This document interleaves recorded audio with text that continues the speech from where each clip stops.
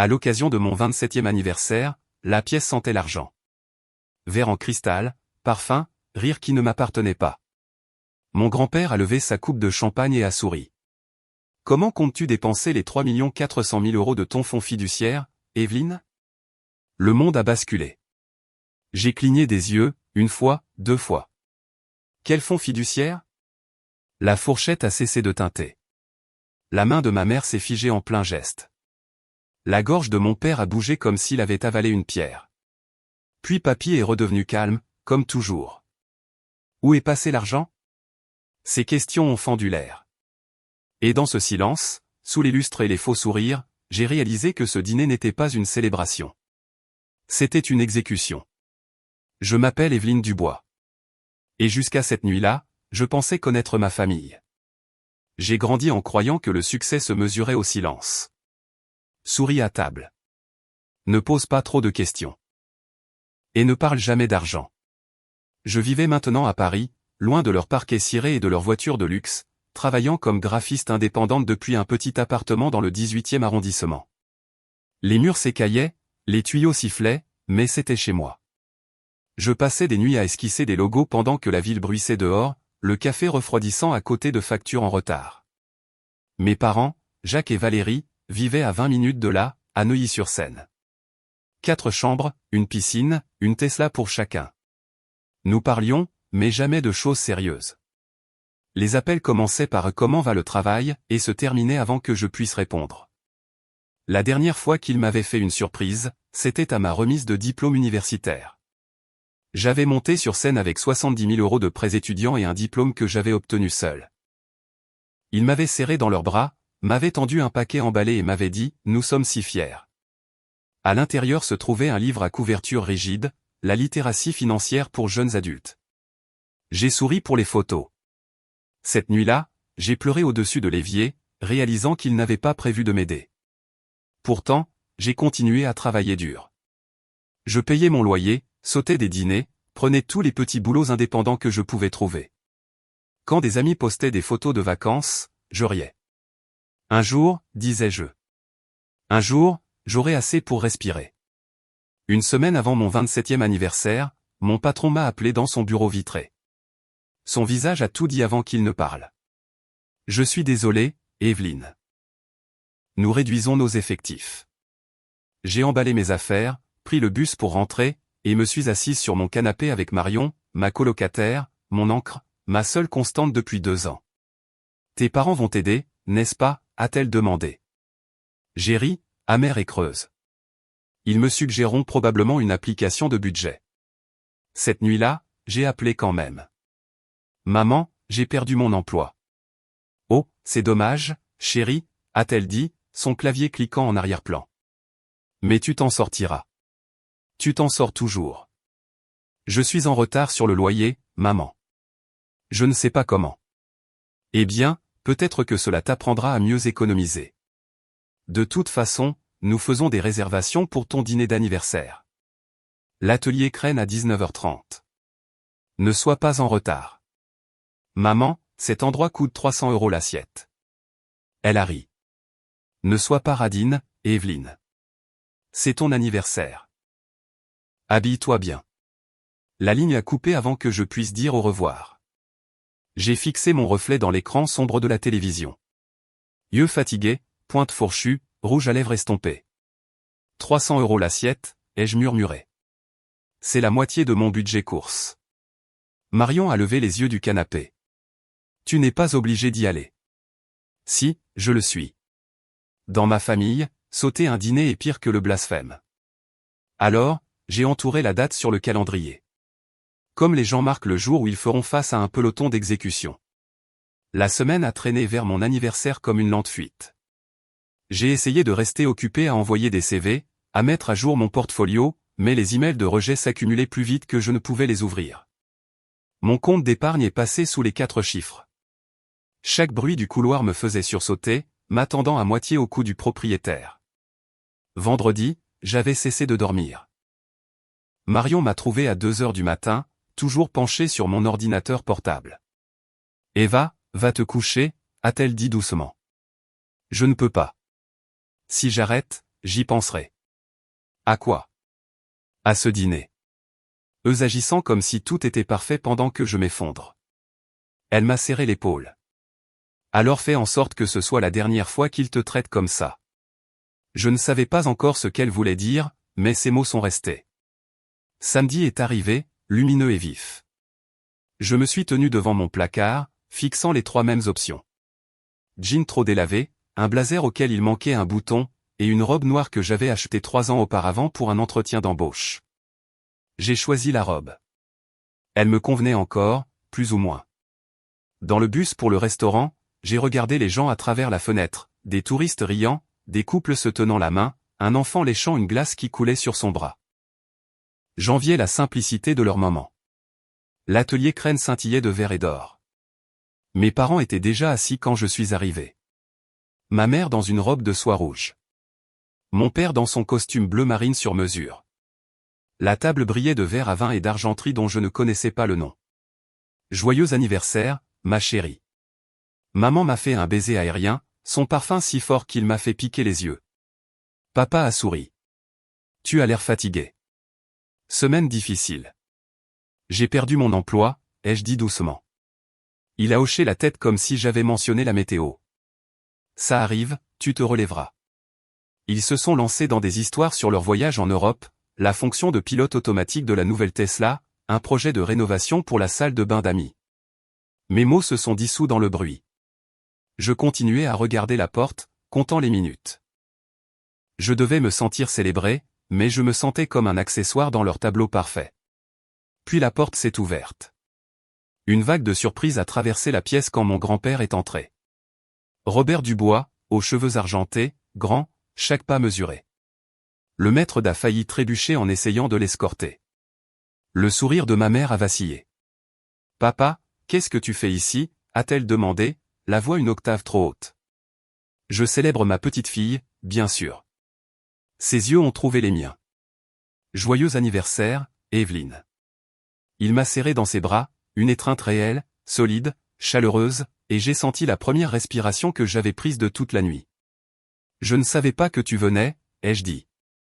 Je ne l'aurais manqué pour rien au monde. » Il s'est assis à côté de moi, a commandé un whisky sec et a entamé une conversation polie. Mais il y avait une certaine tension dans sa voix que je ne pouvais pas identifier, comme s'il savait déjà quelque chose qu'aucun de nous ne savait. Puis il m'a souri, a levé son verre et a prononcé les mots qui ont tout changé. Le whisky a capté la lumière alors que mon grand-père levait son verre. « Alors Evelyne, dit-il, d'un ton désinvolte, comment comptes-tu dépenser ton fonds fiduciaire de 3,4 millions d'euros ?» L'air a éclaté. J'ai entendu les battements de mon cœur avant que le silence ne s'enregistre. J'ai cligné des yeux. Une fois, 2 fois. Quel fonds fiduciaire? Toutes les fourchettes se sont arrêtées en l'air. Le sourire de ma mère s'est fêlé comme de la porcelaine. La gorge de mon père a bougé comme s'il avait avalé du verre. L'expression de mon grand-père n'a pas changé. Il s'est simplement adossé à sa chaise. Le fonds que j'ai mis en place à ta naissance. Tes parents étaient censés te le transférer quand tu aurais 25 ans. Ma mère a ri trop vite. Oh, papa, tu dois te tromper. Victoria, dit-il calmement. Ne fais pas ça.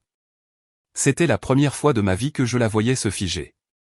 Il s'est tourné vers le serveur. Une salle privée, s'il vous plaît. En quelques minutes, nous avons été conduits, assiette à moitié pleine, champagne oublié. La porte s'est refermée derrière nous avec un léger clic qui a sonné comme une fin. À l'intérieur, l'air était plus froid. L'assistante de mon grand-père, Michel, était déjà là, tablette ouverte. Un homme en costume sur mesure attendait à côté d'elle. Maître Laurent, son avocat. Ça ne prendra pas longtemps, dit Papy. Je veux juste de la clarté. Maître Laurent a ouvert un dossier, a glissé une pile de papier sur la table.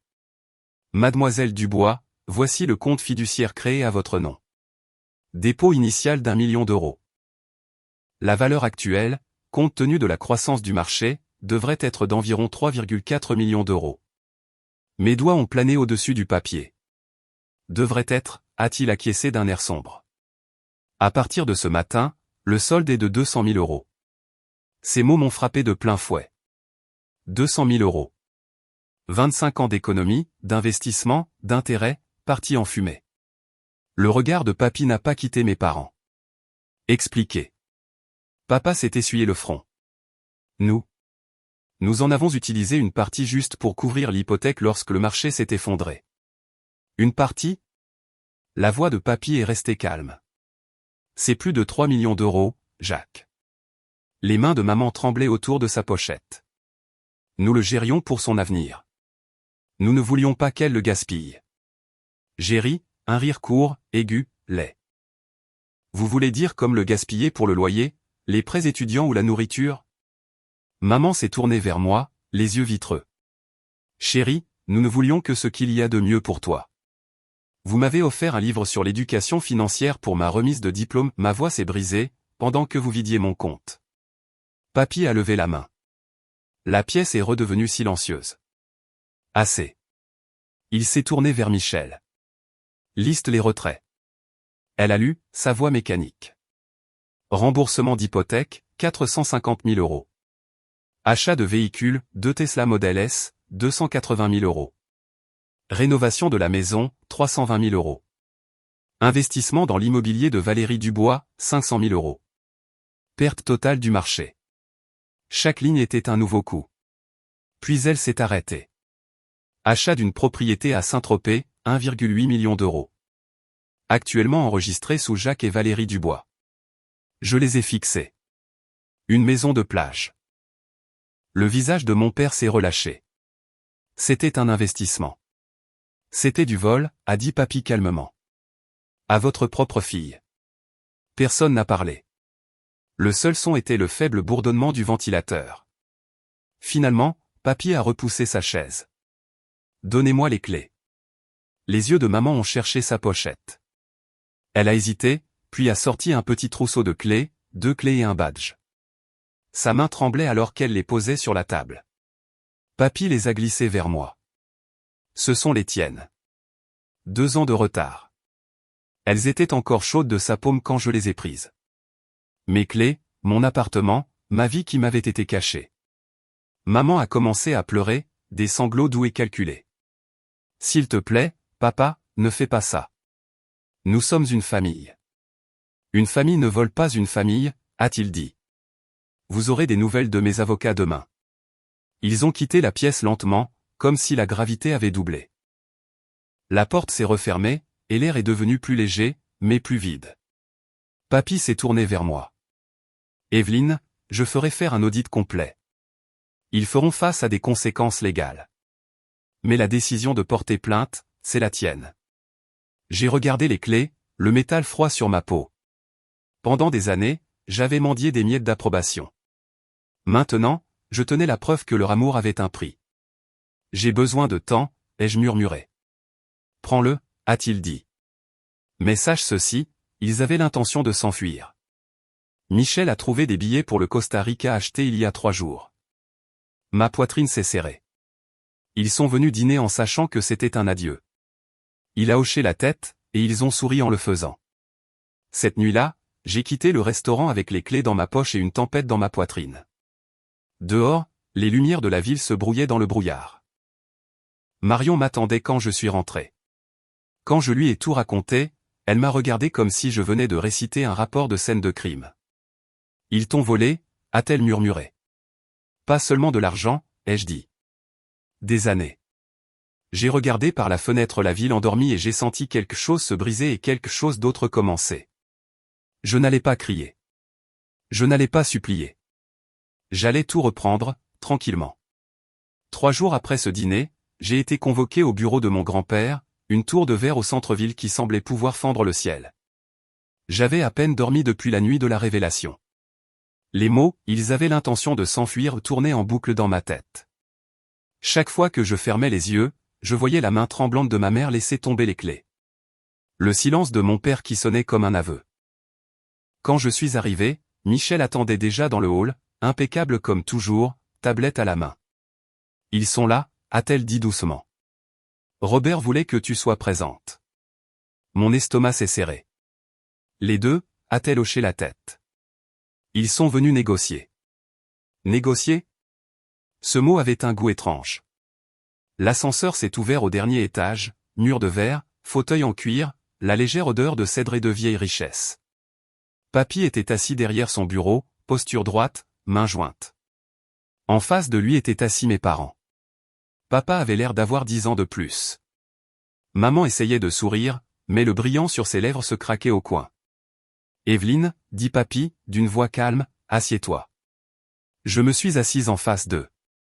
Personne n'a parlé pendant un moment. Le seul son était le tic-tac de l'horloge ancienne au mur. Finalement, papa s'est éclairci la gorge. Nous ne voulions pas que ça aille aussi loin. Nous étions juste désespérés. La voix de Papy était froide. Nous essayions de nous maintenir à flot, dit papa. Tu ne comprendrais pas. Je comprends la cupidité, interrompit Papy. J'ai bâti un empire en la reconnaissant. Maman s'est penchée en avant, les larmes déjà aux yeux. Nous l'aimons, papa. Nous allions lui dire éventuellement. Quand? Après que vous ayez fini de vendre la maison de Saint-Tropez, silence. Maître Laurent, l'avocat, s'est avancé, posant une pile de relevés bancaires imprimés sur le bureau.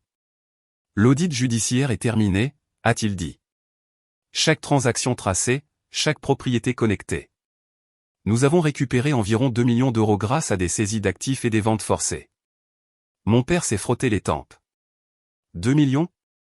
Nous avons déjà. Vous ne les avez pas récupérés, dit Maître Laurent sèchement. Nous l'avons fait par la loi. J'ai observé la scène comme si j'étais en dehors de mon propre corps. Chaque mensonge dévoilé, chaque secret mis en lumière. Michel m'a tendu un dossier. À l'intérieur se trouvaient des photos des achats de mes parents. La propriété de Saint-Tropez, des voitures de luxe, des reçus de bijoux, des réservations de croisière, tous financés par mon fonds fiduciaire. Tu devrais savoir ce qu'ils ont plus valorisé que toi, a-t-elle dit doucement. J'ai dégluti. C'est suffisant pour porter des accusations criminelles, n'est-ce pas? Oui, a répondu Maître Laurent. Fraude financière criminelle et manquement aux devoirs fiduciaires, jusqu'à 10 ans. Maman a halté. Evelyne, tu ne ferais pas ça, s'il te plaît. Sa voix s'est brisée comme celle d'une enfant, mais je n'ai pas tressailli. Je n'ai pas fait ça, ai-je dit. C'est vous qui l'avez fait. Mon père s'est penché en avant, le désespoir transperçant sa façade calme. Nous avons fait des erreurs, mais la prison. Nous sommes tes parents. Les parents protègent, ai-je dit doucement. Ils ne pillent pas. Papy s'est tourné vers moi.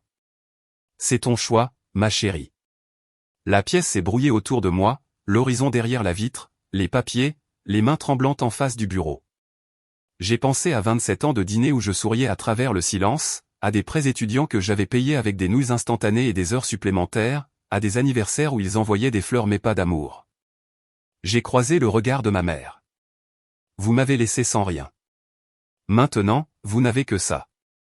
Les mots ont frappé comme le tonnerre. Les épaules de maman se sont effondrées. Papa a détourné le regard, la mâchoire serrée. Papy a hoché la tête une fois vers Maître Laurent. Déposer l'émotion nécessaire. Maman a tendu la main sur la table, la voix tremblante. Papa, s'il te plaît. C'est ta petite fille et tu es ma fille, a-t-il dit. Mais il y a une différence entre le sang et le caractère. Elle a commencé à sangloter, réellement cette fois. Ce n'était pas pour moi.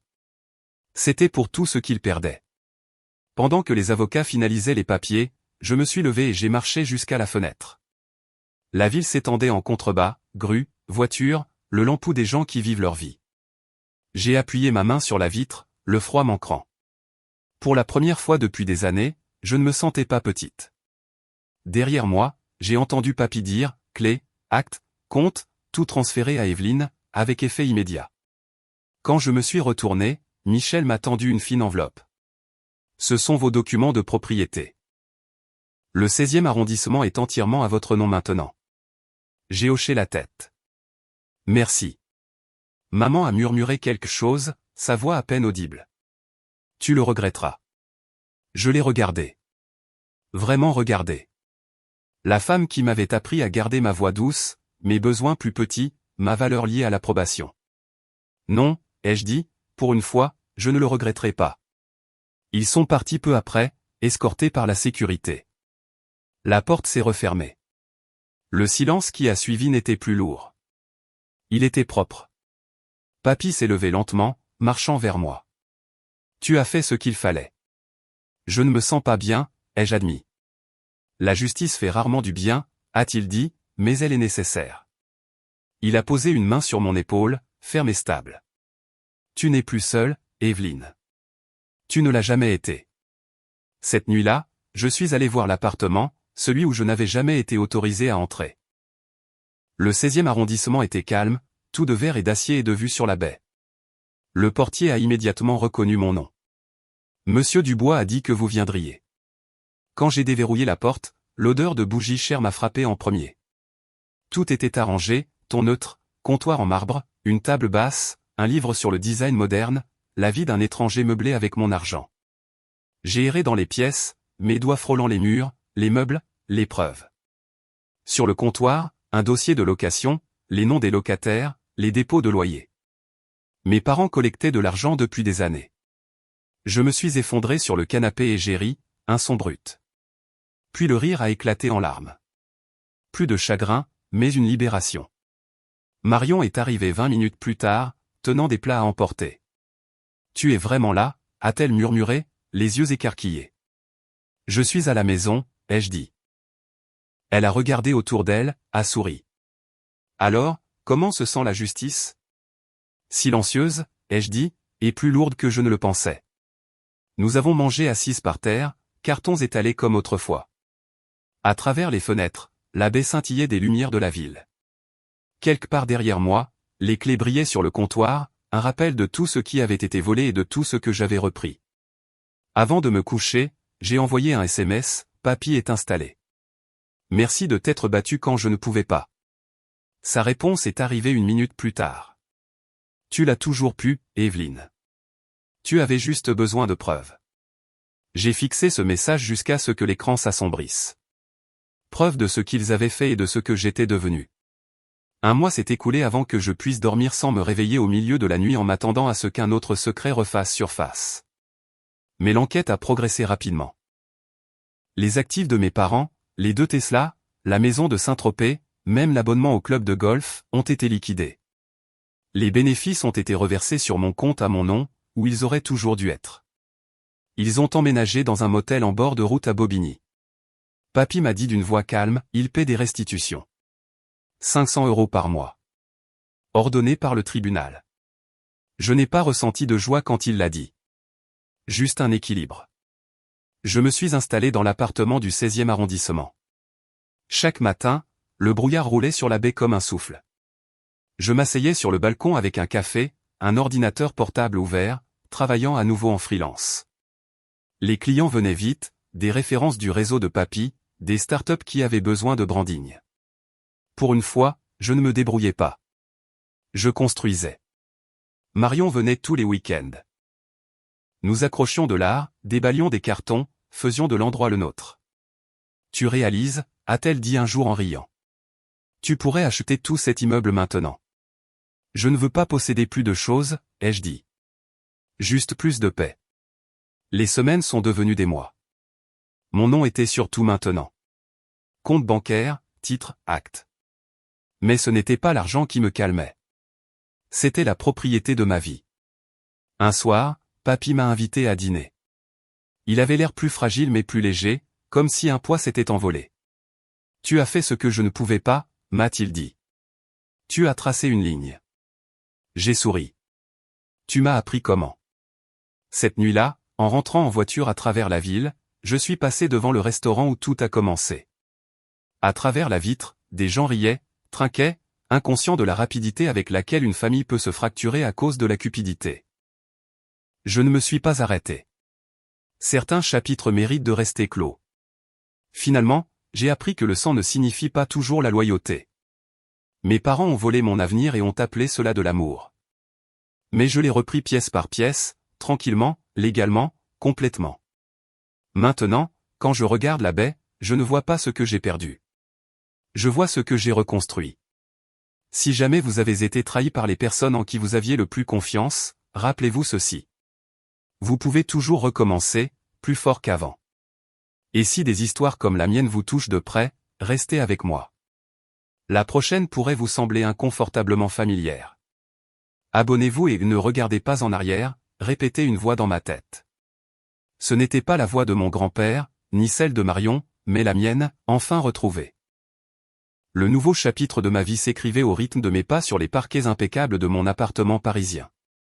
Les murs avaient des tableaux que j'avais créés, des couleurs que j'avais choisies.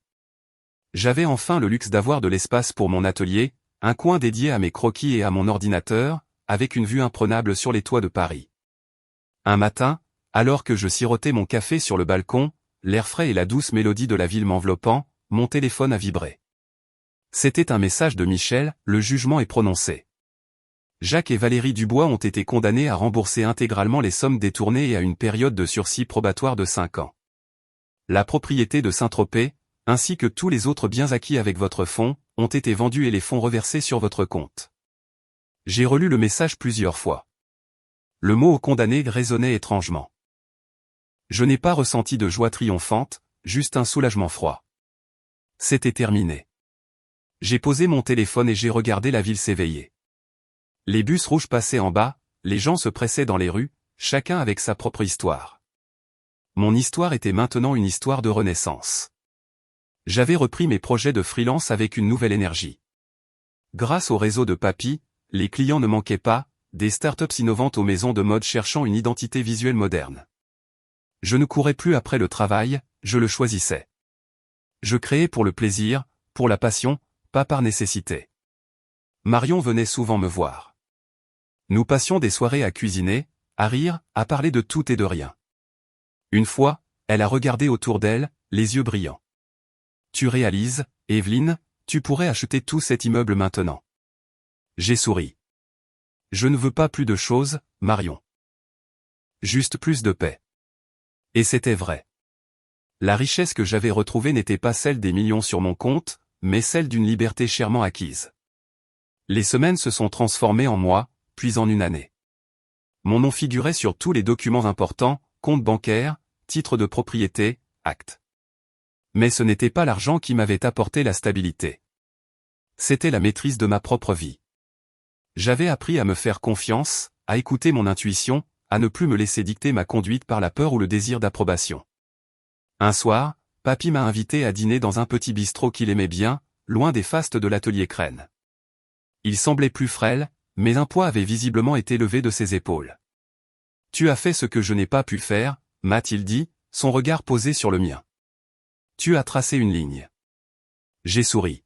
« Tu m'as appris comment ?» En rentrant chez moi ce soir-là, traversant les rues illuminées de Paris, je suis passé devant le restaurant où tout avait commencé.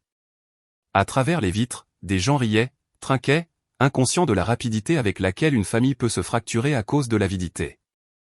Je n'ai pas arrêté ma voiture. Certaines pages méritent de rester tournées. Finalement, j'ai compris que le lien du sang ne garantit pas toujours la loyauté. Mes parents ont volé mon avenir et ont appelé cela de l'amour. Mais je l'ai repris pièce par pièce, tranquillement, légalement, complètement. Maintenant, quand je regarde la baie de Paris depuis mon balcon, je ne vois pas ce que j'ai perdu. Je vois ce que j'ai reconstruit. Je vois ma force, ma résilience, et la promesse d'un avenir que je suis en train de forger, un avenir où je suis enfin la seule maître à bord.